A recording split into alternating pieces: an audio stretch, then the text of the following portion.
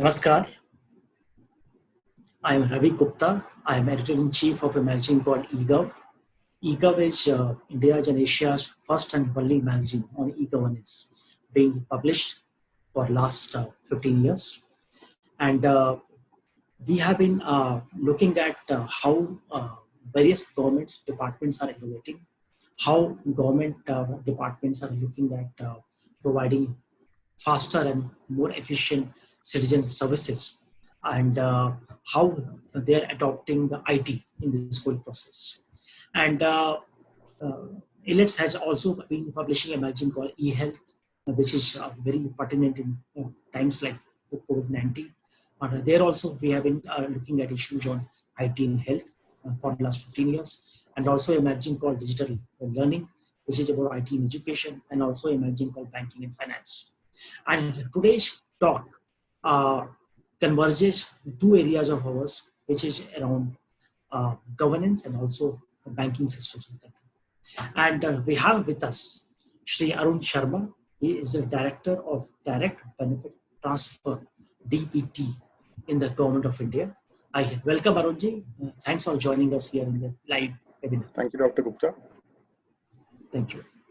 So, Arunji, DBT, as everyone knows, has been one of the very prominent schemes of the Government of India. And it was, I think it has been lauded by several sectors of the society for efficient reaching out to the common citizen for their various benefits. So if you can, and recently in the times of the COVID-19, like DBT is being discussed in the context of compensation to support to our migrant workers.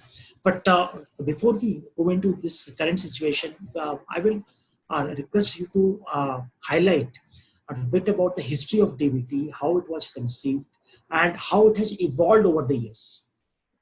Arunji, over to you. Sure. Thank you, Dr. Gupta. First of all, thank you for inviting me to this webinar and giving me this opportunity. The direct benefit transfer mission, let me talk about the organization first. It is, we are housed in the Cabinet Secretariat, which is not a typical ministry or a department. It is an office, and it is the Cabinet Secretariat is the permanent office of the Prime Ministers. So we look after the overall coordination within government, and as a special initiative, the DBT mission was placed in the Cabinet Secretariat because it requires a lot of coordination amongst all arms of the government, all ministries that are implementing benefit transfer programs. This of DBT, it started in 2013, more as a proof of concept, and at that time it was in the Planning Commission where it was initiated or incubated first. After which this was moved, the mission was moved to Department of Expenditure, where it was till 2015. And December 2015, this was then moved to the Cabinet Secretariat, realizing the importance of this work, so that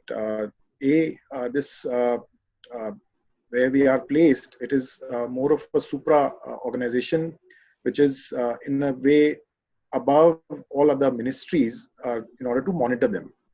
We directly don't implement any program ourselves. There's some direct implementation work that we do, but largely it's the coordination and monitoring of various programs that happens. And the tenets of DBT, and this has also gone through multiple debates and discourses, mainly around Aadhaar in the country.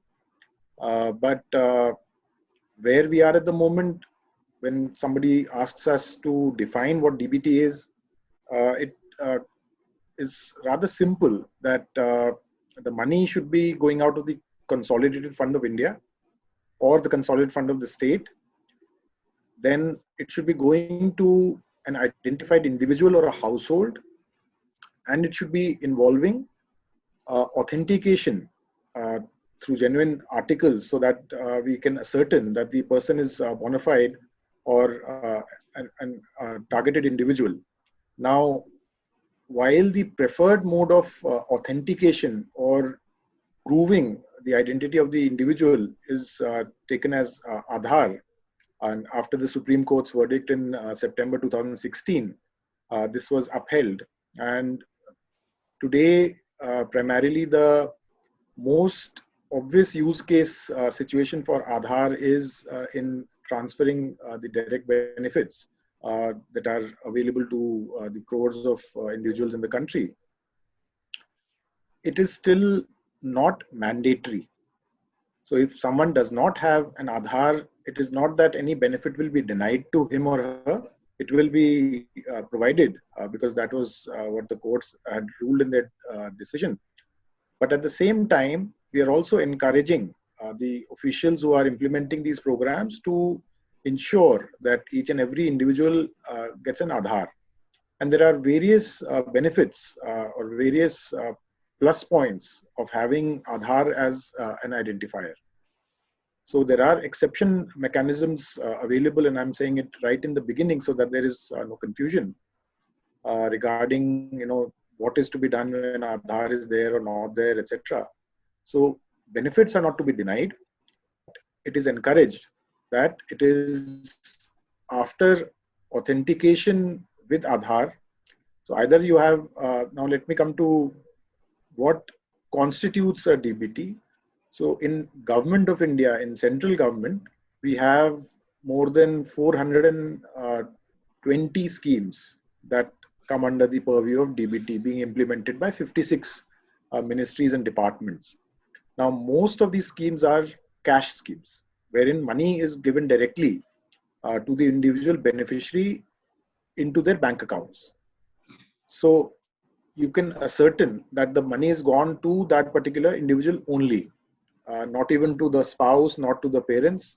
It has to go directly into the individual's account, unless these are scholarships for minor children, where we are allowing the parents also to receive this money in the name of the children. But there are other ways to calculate, to ascertain the bona fide details of the student.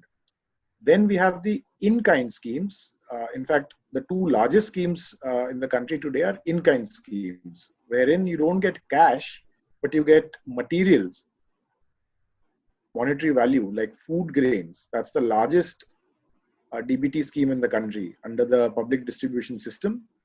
And then we have the fertilizer scheme, which is about 85,000 crore in budget, wherein fertilizer at a subsidized rate is provided to farmers. So these are in-kind schemes where there is no money being given, but the volume of these schemes is the largest. So all this, makes what we have come to know as the DBT regime, and we look to ensure that these are implemented as per the guidelines that are issued by us, by Department of Expenditure, by Department of Financial Services, Ministry of Information Technology, and so on. So all the programs are run by individual ministries and departments, and they have, under the allocation of business rules, they have complete authority over these programs. A coordinating role in bringing together several arms and several functioning authorities of the government, including banks, RBI, NPCI, UIDI, all program implementing departments, the technology partners such as NIC. So to ensure that this ecosystem comes together. So that's our role, and I think now it should be a little clearer on what DBT is. Yes. Thanks, Arunji, for highlighting the history, the genesis, and how it has evolved over the years. And you also talked about how it collaborates with various other departments of the government. And if like there are a lot of viewers who are watching this on Facebook, and are not many are aware about what are the successes of the DBT scheme, the DBT initiative. So if you can highlight some of the success stories, that how many people have been reached, how many people have been actually helped because of this scheme.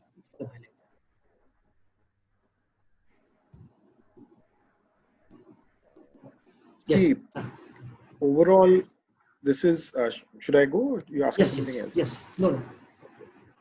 So, as I said, this is not a single program. It's not, you can't say that DBT is a single program. It's basically a summation or a culmination of many initiatives taken by India, taken by government in past several years that have come to this stage. So we are now a country that has good, reliable, cheap data, internet, which makes authentications, which makes program administration easier. Because all in all, one must bear in mind that this is a technology driven initiative. It's a digital governance program. So which asks for multiple things. One is your digital identity, and Aadhaar is a digital identity, which one should be able to make use of at the time of receiving benefits or subsidies. The more important point which comes into play is when we are administering or implementing these numerous programs, 400 plus programs in the government across all these ministries, each of them has a digital ecosystem to be implemented. So increasingly, there is very little manual process involved now, right from the registration of beneficiaries into a program to checking his credentials criteria, is conditionalities of having completed those particular conditions. So I gave the example of a scholarship or under NREGA, whether a person has performed those 100 days of labor in the necessary forms and format as decided by the Gram Panchayat. So all these approval processes, all the verification and authentication, they're all being done online in a digital environment.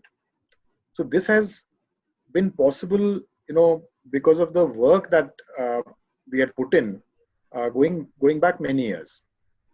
So that's probably one of the biggest achievements or success to change the entire governance mechanism of the country. So, at the back end, if you would ask me what since you did, what is the sort of the success? So the way this program delivery has been reconfigured from the point that the interaction of the beneficiary begins with government at the lowest rungs of the government up to the point of delivery, and financial services, once the money is delivered to the beneficiaries in their bank account, then that mechanism itself has also, in the past, I think only 3 or 4 years, the number of point of sale terminals where a person can go and receive their or access their bank accounts. So we had the Jan Dhan Yojana, under which 37 crore bank accounts were opened. We have the Aadhaar enabled payment system, which is the world's largest identity or digital identity driven banking system or fund transfer system. So nowhere else in the world we have, an artifact like Aadhaar, where the same somebody's identity and for transferring or withdrawing funds. So all that has come together to what we are seeing on the ground now. Now, in terms of numbers, if you were to ask me, last year we delivered funds or benefits to about 144 crore individuals. Now, these are not unique individuals because the all the programs, all the DBT programs have. Dr. Gupta, are you there? I can't see you. Yeah. I'm here. Yes. Your screen had frozen. Oh, really? So Sorry. there are each scheme. Yeah, I'll continue. Each scheme has a definite beneficiary database. The largest is with PDS.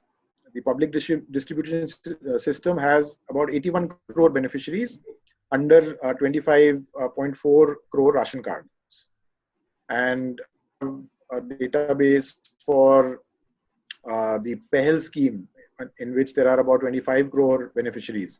So each of these schemes has a definite database under which deduplication is done, authentication is done, so we know how many genuine beneficiaries are there. But I can't transfer database of one scheme to the other data scheme.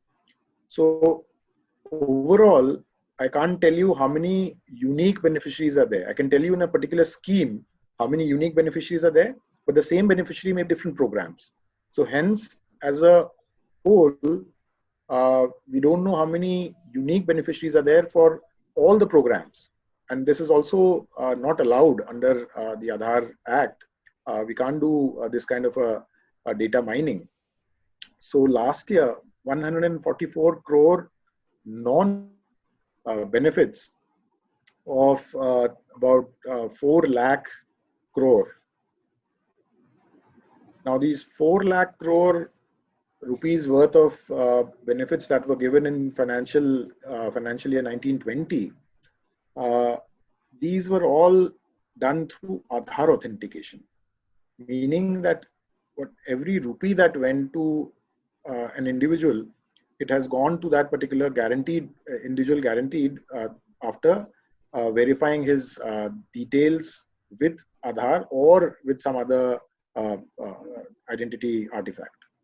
So, and if you go to our website dbtbharat.gov.in, you can see the gradual progress from 2016, 17, and 17, 18 onwards. The number of funds transferred, the programs, the number of beneficiaries, that has gone up tremendously, because now all these efforts that I was talking about have converged. People have started understanding what is to be done, because for the government officials also, it was a, as for the reasons that I mentioned earlier, it was a very different way of doing things. So all in all, now I think things will only improve, and we are also undertaking several other measures to ensure that the beneficiaries are they have an easier time. There's less friction between the beneficiaries seeking some benefit and government officials and so on. Arunji, thanks for highlighting the role of Aadhaar in this whole process. And if you can also talk a bit about how the DBT scheme is collaborating with the banking system and the NPCI. Arunji. Sorry, Raviji, I missed your question. Can you repeat that? Sorry. How is the DBT scheme collaborating with the banking system and the NPCI, National Payment Corporation of India, NPCI? Yeah. Okay. So NPCI plays a very critical role in delivering DBT benefits, the cash benefits. As I mentioned in the beginning, there are two kinds of benefits that we deliver. One is cash and one is in-kind. Now, in-kind benefits, since there is no cash involved, these are upon Aadhaar authentication. The authentication services are run by UIDAI. So, they take care of all that. Now, for cash schemes, NPCI plays a very critical and a pivotal role in many ways. So, first and foremost, NPCI runs the NACH, the National Automated Clearing House, which is a payment and settlement functionality for retail payments. RBI, the Reserve Bank of India, is the overall banking governance entity or regulator in the country. But when NPCI was established in 2010, the idea was that they will handle more and more retail transactions. Retail meaning transactions between individuals, P2P, or transactions between businesses and individuals and government and individuals, G2P and B2P. Now, within this, so you might have heard of the commonly used parlance, the RTGS and NEFT, etc., by RBI. Uh, the NACH is run by NPCI. And in 2017, we'd gotten a circular issued that all DBT payments are to be made over NACH. So theoretically, all DBT payments should be they should be going through the NPCI for settlements and for disbursements. So that's the underlying with that particular order that came out in 2017. Now, operationalizing it or implementing it, there are further nuances. NPCI runs the APS, the Aadhaar Enabled Payment System, and the APB, the Aadhaar Payments Bridge. Now, the APB is again a routing mechanism or a transfer mechanism, just like the IMPS or the NEFT and so on. What it does is it uses Aadhaar as a financial address. So right at the beginning, once you get yourself an Aadhaar number, you can register a bank account with the Aadhaar, and later on in all your financial transactions, you just quote your Aadhaar number. You don't have to quote your bank account number. So for me as a beneficiary living in a rural area, if I don't remember my bank account, and if I just remember my Aadhaar, then that becomes, the sole ID or the sole artifact for my identification, as well as for my banking details. So the idea was that in our payment systems, once the beneficiary seeded their Aadhaar number, they get verified, and then the system checks whether there is a bank account seeded with this particular Aadhaar number or not. And this is maintained in the NPCI in the mapper, our mapper, which is run by NPCI. Now, once the system ascertains that there is a bank account linked with this particular Aadhaar number, it sends the money into that particular bank account. So it's as simple as that. So it ensures this mechanism ensures that the person to whom this money is going is actually the intended beneficiary, and B, that there is also a bank account immediately. So it's serving two purposes. So this is the Aadhaar payment bridge I was speaking about. There is then there is something even better called the Aadhaar enabled payment system, wherein one goes to a remote village where there are no banking systems available, and through APS, all he needs to do, if the POS device, if the banking channels services being provided by a particular bank, if they have this facility in the APS, and a person withdrawing the money goes to that banking channel, which is typically run by a business correspondent, they provide their Aadhaar number and their biometric to identify the individual. They can access their bank account. They again don't need any card, a debit card, ATM card, or anything else. Simply by using their Aadhaar number and their biometric for ID, they can access their accounts and they can withdraw the money. This is run on APS. So NPCI runs all these systems, and hence, and obviously they are the interface between all banks and the government. So as I was saying, they play a very critical role in delivering DBT. You have as you mentioned about the NPCI, the end of the day, in a rural area, the citizen is interacting with a bank or a banking correspondent, perhaps. So if you can explain about that, how does the person in the rural area who is benefiting from this scheme actually interact with the bank? He through the Jan Dhan accounts, or are there separate accounts How does it happen? See, as I just mentioned, the okay, if I have a bank account in any of the banks, and there are various kinds of banks. There are the scheduled commercial banks, including the private sector banks and the public sector banks. Then you have the regional rural banks. Then you have the cooperative banks, and then you have the post office savings accounts, and then you have the new payments banks such as the Airtel Payments Bank, the India Post Payments Bank, Fino. Uh, Geo is also now opening bank accounts under a payment bank license, and so on. So all these are the categories of banks. You can have an account in any of these banks, and the latter, the SCBs, the scheduled commercial banks, are except for the uh, public sector banks. Most of the banks have a major presence in uh, urban areas. On a whole, there are about 120 crore bank accounts in the country. If you look at the urban-rural skew, obviously there are more accounts in the urban areas. Now, within the rural areas, government had taken an initiative to ensure that every unbanked person gets a bank account. So for this, the Jan Dhan Yojana was launched. Now, under that Jan Dhan Yojana, within a very short period of time, I think within a year, about 37 crore bank accounts were opened, and many of these were first-time bank accounts. And out of these 37 crore, about 20.6 crore accounts belong to women.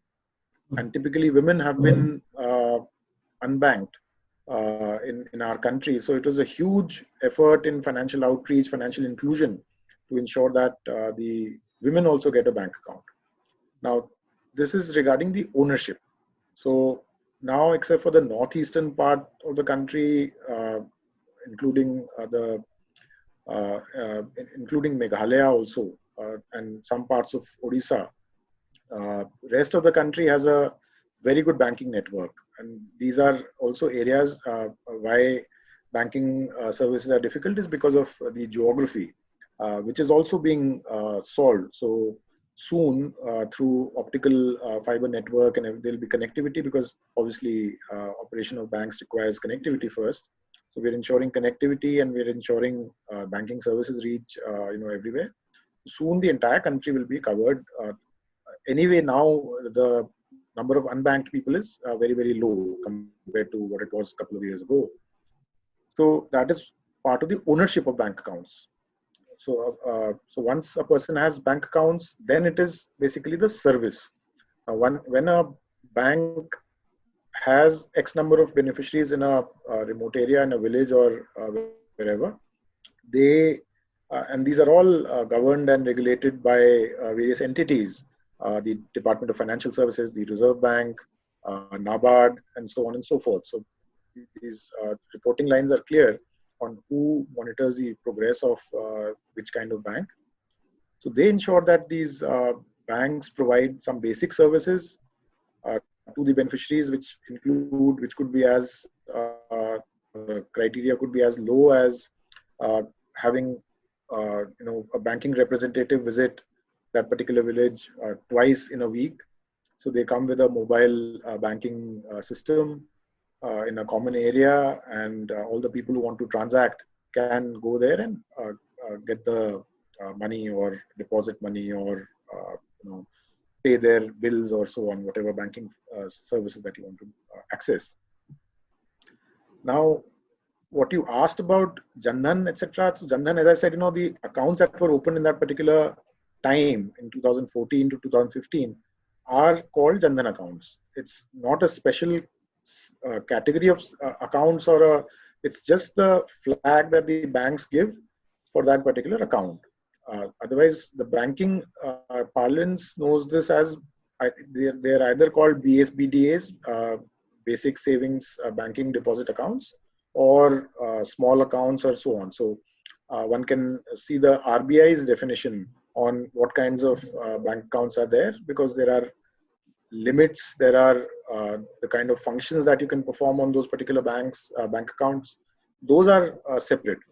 But nonetheless, banks provide services through whatever mechanisms possible to these bank accounts, which we so it has to work both ways. There has to be ownership amongst or the outreach amongst the the citizens for having a bank account. B, it should be a little lucrative for the banks. I mean, why would they provide services if either there is no demand or there is no flow? So through DBT, this flow has started increasing. Uh, uh, I think sometime last year, the savings under the Jan Dhan accounts had crossed 1 lakh crore. This was money that was in the Jan Dhan accounts, not been taken out. So when this initiative was being undertaken, there were a lot of criticism, a lot of skepticism that maybe the accounts are not viable and they don't, you know, work or may not be feasible in the long run. But you know, the poorest of person wants to save. They want to have. So it has, you know, broken many myths, and I think there's still a lot of work to be done. And the heavy lifting now is on the part of the banks, which are anyway doing a great job on this front. But of course, it's a constantly evolving space. Sure. Uh, if you can also highlight about that, how DBT scheme has collaborated with the National Rural Health Mission. So, uh, are you also providing the health subsidies under the DBT and NRHM? Yeah, see, under the NHM, it's now called the National Health Mission. Sure. There are various services. So NHM is basically a health initiative where government provides basic health services under the primary, secondary, and tertiary healthcare regime. So there are some parts that involve transferring money to individuals, typically to the ASHAs. There are about, I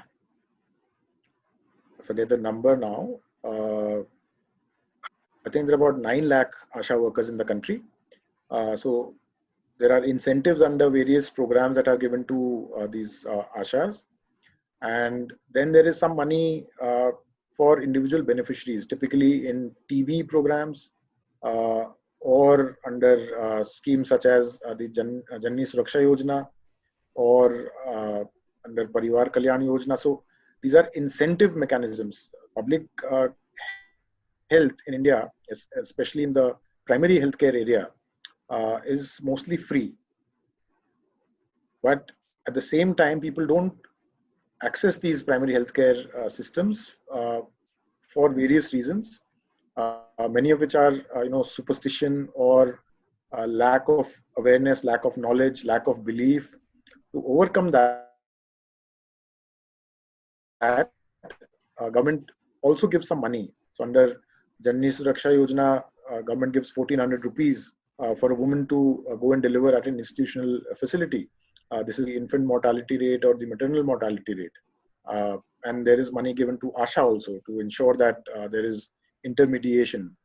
So then you have the Ayushman Bharat Mission, under which the money is, it's sort of a guarantee, it's an insurance program given to the hospitals. So here the money does not go to the individual, it goes to the hospital, which has signed an MOU with government for a particular service that they'll provide. And the beneficiary can, once registered, go to that particular institution, seek those services, and the bill is then settled by the government. So all in all, as I said, you know, when you asked about collaboration, I mean, there is within, it's not a question of collaboration. The only basic tenets that I mentioned in the beginning, if there is money being spent from the consolidated fund, either of the state or the country, and if there is an individual beneficiary or an individual household, then it becomes DBT. And once it becomes DBT, they have to, you know, perform certain functions, mostly around reporting, authentication, and so on, and ensure that if there is money transfer required, it is done in a seamless manner, and so on. So under the National Health Mission, it's a large scheme, it's a large initiative for health, but yes, there are some aspects where monetary benefits are transferred, which we report under the NHM, under DBT. And you also mentioned in the beginning about the fertilizer subsidy, which is perhaps one of the big areas. So if you can also like highlight that how it works in this sector, fertilizer sector. See, fertilizer as of now, we give fertilizer. I mean, in the country, fertilizer is only available at a subsidized rate, and anybody can go and buy fertilizer. But what they check is that there is Aadhaar authentication to just ensure that whoever does, there is no exclusion, meaning you don't have to have your farmer's card or a soil health card or any other document to show that you're a farmer. You and I can also buy fertilizer from any fertilizer shop, and it will be sold at a discounted rate. मतलब पूरी दाम पे fertilizer नहीं मिलता है आपको subsidized ही मिलता है. The difference in the subsidized amount and the manufactured amount or the factory cost is then settled by the government. That's between the manufacturing company and the government. So you can say that this is a in-kind scheme where the subsidies are transferred directly to the manufacturing company based on the receipt that they generate. So in the supply chain, the manufacturing takes place in a certain place. It goes to a distribution center, the wholesale dealer. Then they supply it to their district outlet and then to the sub-district outlets and so on. Each sale, each transaction has to be Aadhaar authenticated, so that this helps in checking or pilferage or diversion of fertilizer. After we had introduced this step, we realized that there is a lot of saving being incurred, and there have been various studies to show the impact of Aadhaar seeding or Aadhaar authentication on the sale of fertilizer. Even though there is no restriction, anybody can go and buy Aadhaar, but just this simple step of ensuring that every sale is recorded through Aadhaar authentication, it has led to significant savings. So once the company sends, let's say they sold 100 million tons of fertilizer in a year, then this is and of this, X amount was sold through Aadhaar authentication or some other way of authenticating the purchaser. Then the settlement is done with the manufacturing company, and they're paid their dues. So this is how the system is running at the moment. Good. Arunji, are impact assessment studies of the DBT scheme, like how much it has impacted the citizens, how much savings have accrued to the government, the savings of time, cost, human resources, like are there any studies about it? Yeah, so we keep publishing the large numbers being reported by ministries. So we'd asked all the ministries to calculate on what has been the saving based after the introduction of Aadhaar-based DBT. And it's a cumulative number. So ever since the time the ministry or the program started Aadhaar-based DBT, they can calculate it in any way possible. Mostly it is around, let's say, a program which was earlier running without any Aadhaar authentication, and after, let's say, 2015 or 2016, they switched to Aadhaar-based DBT. Then what has been the reduction in the number of beneficiaries or in the outgo of the financial amount or the number of actual beneficiaries, and then they calculate what has been the savings. So savings are not actual monetary savings. These are notional amounts which the government would have to forego had these erroneous entries come into picture. So this cumulative number is about 1,70,000 crore, which is there, and it's there on our website, so one can see that. And but I'm sure the savings are actually more than this. It's difficult, as you asked, the time savings, etc. So unfortunately, no studies have been done to see the process mapping or the time savings or the ease of doing business for the beneficiary. As I said, it's a digital governance reform. So all in all, removal of middlemen or intermediaries, etc., have increased the overall effectivity, overall efficiency, and simply receiving your money earlier. So let's say a scholarship of 1 lakh rupees, which was earlier taking 6 months to come into your account. Now it comes immediately. So if you simply calculate the interest that you have gained or not lost for those 6 months, that is also a saving that the beneficiary accrues. So saving goes both ways. I mean, if you improve the process, if you re-engineer certain things, then the efficiency gain is for the entire society, for the entire country. What we have shown, I would say, is still a conservative figure. Sure. It's imaging listen to these numbers what we were talking about. It's under lakhs of crores, and the savings of time are, I think, massive, and especially in a rural area, if a citizen has to go to a bank which is kilometers away, and he has to lose his wages of the day or 2 days or 3 days, and it's a huge advantage, especially in the rural areas, as I can understand.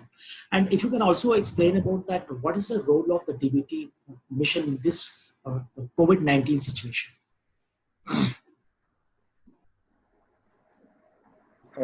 Sure. So, as I said, this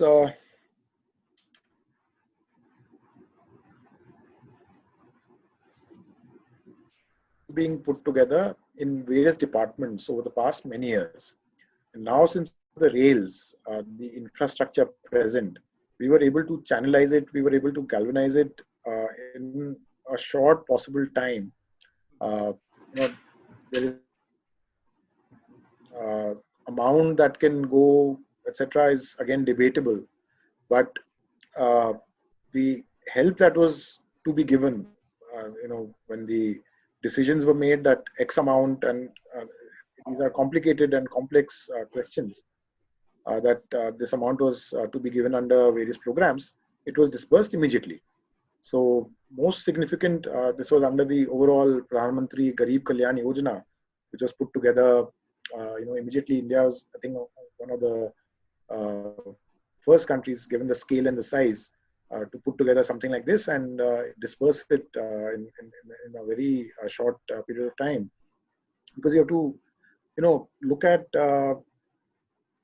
how many people are there. That is always a challenge, especially managing things from the center. So the Garib Kalyan Yojana, which is basically an overall package for addressing the COVID emergency, multiple initiatives under that. There is the transfer made under PM Jan Dhan Yojana of the Jan Dhan account holders. Only the women beneficiaries, about 20.6 crore beneficiaries were paid. So far, 2 installments have gone of 500 rupees each. And there's another one planned, I think, within a month of another 500. So this was what was decided by Cabinet in March. So about 10,600 crore the first time, 10,006 crore the second time. So about 21,000 crore rupees have been disbursed under to the Jan Dhan account beneficiaries. Then under PM Kisan, PM Kisan Yojana, we have a database of about 10.2 crore farmers, of which about, I think, 8.3 crore farmers are Aadhaar authenticated. So we only take those for now. For the remaining 2 crore farmers, the Aadhaar authentication and deduplication exercise is going on. So our database is of 8.2, of which I think again one installment has gone of 2,000 rupees. So another 16,000 crore has been disbursed to them.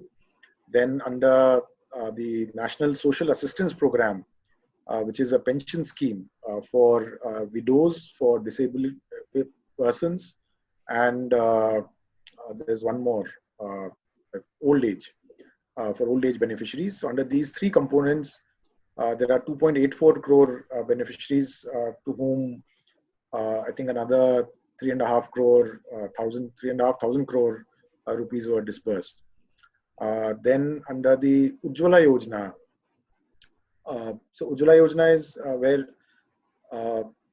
free gas connections were distributed right in the beginning, but the subsequent purchases of gas cylinders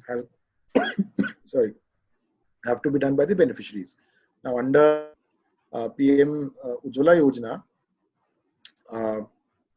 these accounts were front loaded. So about 4.5 crore accounts were front loaded, meaning they were paid the advance installment through which they could then buy gas cylinders.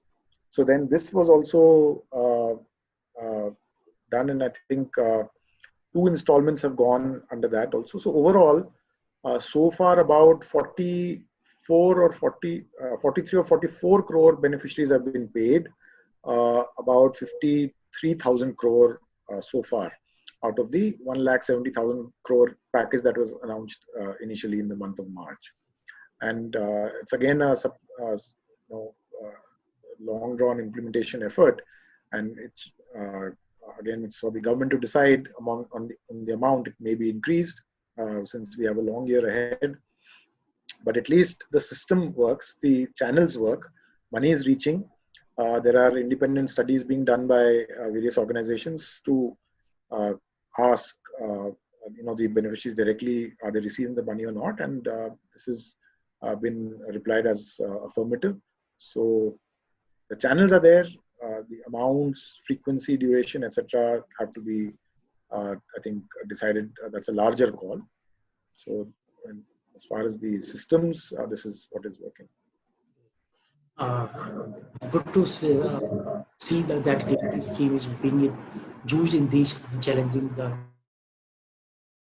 times. And as you said, that the infrastructure has been created, the mechanism has been created, the channels have been created, and they can be used as per the need.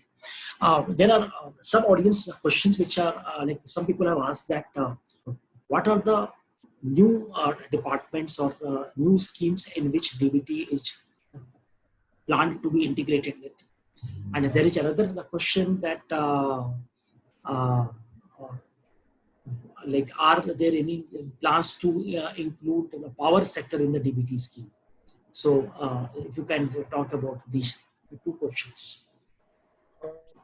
So the biggest scheme of Ministry of Power, I think Gram Kalyan Yojana, Gram, I forget the name, Deen Dayal Upadhyay,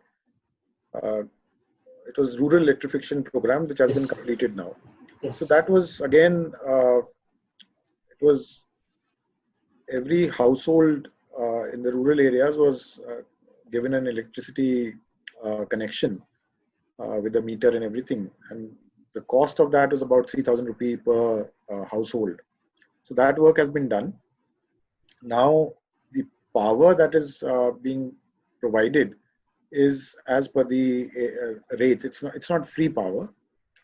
The way Africa has done some work in this on in many countries in Africa on providing power, which is called pay as you go. So you have these meters. Either the government subsidizes the power connection in those particular households. So those meters would have a prepaid amount. So let's say up to 500 rupees power they can consume, after which the power gets disconnected. That's a theoretical construct, or that's a theoretical possibility. As of now, uh, this is how it will be done. What is the decision of the government regarding this? I am not aware. Maybe they can ask somebody in the Ministry of Power, because this would be dealt by them.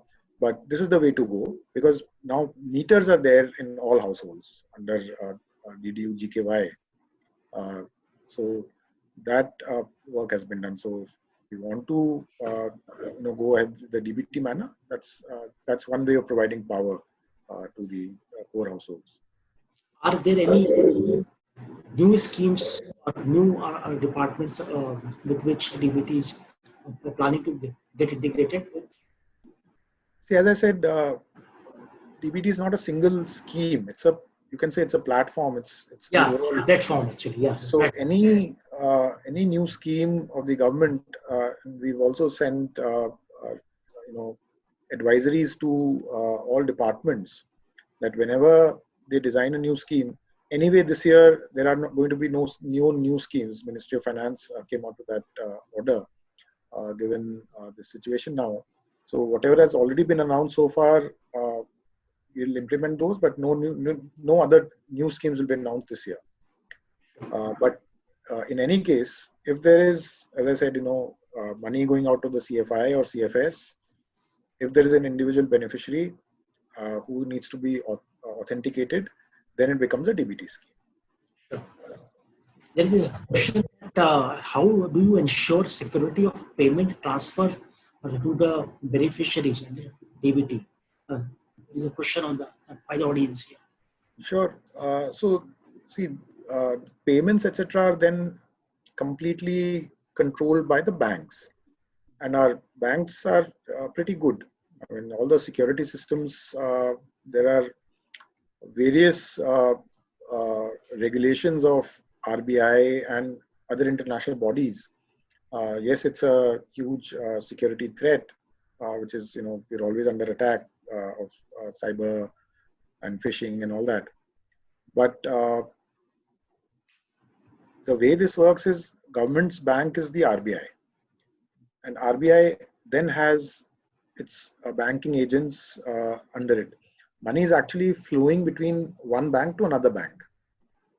So as such, in the banking system, whatever security protocols are there are the same that apply for government also. We are not transferring anything from our, we have a separate account that we are using. It's only, the banks are being used in this.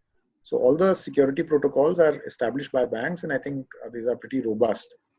Now the messaging channels that government uses are for authorizing the payments. So those are very secure.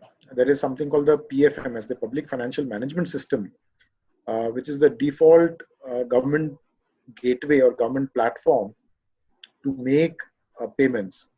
For Government of India, PFMS is the largest and the single most system which makes payments, which authorizes payments. So it sends messages. So suppose I'm Ministry of Rural Development, I will, after everything has been done, I want to pay someone in, let's say, Jehanabad. So I will say this work is done, and I will send an instruction to the government bank, which is maybe the State Bank of India, and the beneficiary has a bank account in, let's say, a regional rural bank called Uttar Gramin Bihar, UBGB, Uttar Bihar Gramin Bank. SBI will transfer the money into the beneficiary's account based on my authorization, and that authorization channel is very secure. We keep doing our security tests, and it's up to date and everything. So NIC is handling this, and there are various security audits that take place very regularly, and all certificates and everything are kept up to date. This is also a requirement that is brought in by many other agencies that oversee this effort. And there any other impact studies or comparative studies between DBT scheme in India and DBT schemes across the other parts of the world? And like how? Yeah, we ourselves have not done it, but various agencies like the World Bank, uh, think tanks. So I'm sure if you Google it, you'll find out. But the government has not done these kind of impact studies or something. So my question is that how is the Indian DBT scheme similar or different uh, to the others like DBT schemes globally? What? Oh, okay. Yeah. I think the scale, in the uh, manner in which these transfers and all are made, I think we have the largest footprint. It's the largest benefit delivery program anywhere in the world, in terms of the number of beneficiaries, in terms of the number of transactions. Last year we had something like 400 crore transactions, about 200 in cash, 200 in kind. And the element of digital identity, because as I said, each DBT is through Aadhaar authentication. So all that put in together, in fact, there are many countries that have come to learn from us in Southeast Asia, in Africa, in Latin America, that want to copy what India has done. So therein, I would say, if you combine all the elements, Africa, Kenya, uh, Mozambique, in some other parts, Vietnam, etc. They all have tried various things, but these would be parts of our overall effort. They make transfers between, like in Kenya, it was, the initial transfers were via mobile credits. So one could purchase mobile credit long back when we had only prepaid, used to recharge those mobile phones. So when you go to a mobile phone recharge shop, those coupons could be traded. So this was one way where how it started out, but that's only the money transfer part, or only the the last bit. But the overall effort, where the identity systems and processes, uh, the governance structures, so all this, if you put together, I think this is unique in the world, and also amongst the, by far the largest in the world. So in terms of the complexity, in terms of the technologies and what we're doing, there's no doubt that it's a unique initiative. So the Indian DBT program uses Aadhaar as a core platform. Yes. But many other countries have a system like Aadhaar in place. So how are they handling the situation of like identification of the beneficiary and so which Aadhaar is doing it so well here. So like how are those systems working? Like in what way? Talk about that. See, I wouldn't know what to say to this question. And each country has its own identification system, and they use it as per their laws and as per their requirements. US has their social security numbers, so does the UK. Nigeria has introduced a smart card system which tries to replicate our concept of Aadhaar with a financial address and all that. But I think we are amongst the most sophisticated in this domain, because Aadhaar is a digital ID. Your Aadhaar card that you carry is actually meaningless, because you can just log into UIDAI website and you can print another Aadhaar card. So it's actually a digital ID. You just need your 12-digit number, and you can perform many transactions. Obviously, there are additionalities. You need to seed your phone, you need to seed your bank account to get the full value out of that particular concept. But the way it was decided, the way it was designed as a digital ID, I think it's amongst the best in the world. And I think last question which I want to ask you is that just last week, the Pakistan Prime Minister offered India help in like if you they announced that they have done cash transfers in this situation, COVID-19 situation, and they said that it was a highly successful program, and they offered help to India. India can also learn like they are willing to help. So does India need help in this system of implementation of direct? I think after all that you've heard from me, I don't think we need any help, and no. Yeah. Okay. Yeah. I just wanted to highlight that. Yeah. So I think I hope I have covered almost all points which I wanted to ask, and if I have left like something which is very important in the perspective of the DBT scheme, and you want to say that, I will request you to highlight it for me in this. No, I think you've covered uh, all the pertinent questions that probably needed to be addressed. So thank you so much. Yes. So with this, we will end this webinar, and I want to thank Shri Arun Sharma ji, who is the Director of Direct Benefit Transfer, Government of India, the DBT program, Government of India, for joining us and giving very detailed overview of the various aspects of the whole DBT program and how it is helping the citizens, how it is collaborating and with the various departments of the government, and also with our banking system, the NPCI, and how it is utilizing the Aadhaar based platform. And I thank all our audience who are watching this on our eGov Facebook page and logged in here on Zoom. And I will request that if you have liked this the video and this initiative of the Government of India, please like and share it so that this initiative, which is one of the landmark successes of the Government of India, reaches out to the larger audience. So with this, Arunji, बहुत बहुत धन्यवाद. Thank you so much for joining us. Thank you. Namaste. Thank you so much.